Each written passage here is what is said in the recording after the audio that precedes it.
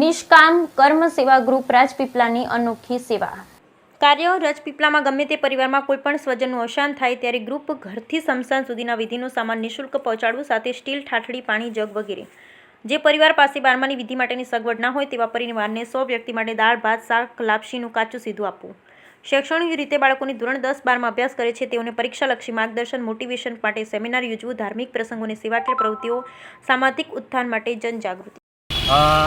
નિષ્કામ કર્મ સેવા ગ્રુપ રાજપીપળા છેલ્લા 2 વર્ષથી આ સેવાકીય પ્રવૃત્તિઓ કરે છે, જેમાં મુખ્ય આજનો જે શ્રાવણ મહિનાનો છેલ્લો સોમવાર છે, તો આ સોમવારના દિવસે નિષ્કામ કર્મ સેવા ગ્રુપ તરફથી ફરાળી ચેવડો, વેફર અને ચાની સેવા પૂરી પાડવામાં આવી રહી છે અહીંયા મહાકાલેશ્વર મંદિરે. અને આ નિષ્કામ કર્મ સેવા ગ્રુપનું બીજું પણ એક કાર્ય છે કે રાજપીપળાની અંદર કોઈપણ પરિવારમાં, કોઈપણ ફળિયામાં કોઈપણ વ્યક્તિનું મૃત્યુ થાય તો અમારી નિષ્કામ કર્મ સેવા ગ્રુપની જે ટીમ છે એ ઘરથી તો સ્મશાન સુધીનો તમામ વિધિનો જે સામાન છે એ નિઃશુલ્ક અમે પૂરું પાડી દઈએ છીએ. ત્યાં સાથે સાથે ઠાઠડી છે, પાણીના જગ છે, પાથરણાની પણ વ્યવસ્થા કરીએ છીએ.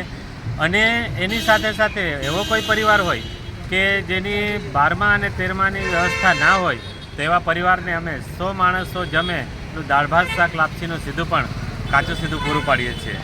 અને સાથે સાથે આ નિષ્કામ કર્મ સેવા ગ્રુપનું કાર્ય એ પણ છે કે 10મા અને 12માના જે વિદ્યાર્થીઓ આ વર્ષે જે 12મા 10મામાં હતા એ લોકોને મોટિવેશન માટે એક મોટો સેમિનાર યોજી ડૉક્ટર આંબેડકર હોલની અંદર, તેમાં 125 જેટલા વિદ્યાર્થીઓએ ભાગ લીધો. અને એમાં તમામ જે વિદ્યાર્થીઓને પરીક્ષાની અંદર કઈ કઈ બાબતોનું ધ્યાન રાખવું અને કેવી રીતે ઉત્તીર્ણ થવું અને કેવી તૈયારી કરવી એનું એક મોટિવેશન સ્પીચ સાથે અમે સેમિનાર કર્યો. અને એનું પરિણામ અમને લગભગ 95% પરિણામ મળ્યું અને 125માંથી ઘણા એવા બાળકોએ સારી સિદ્ધિ પ્રાપ્ત કરી હતી.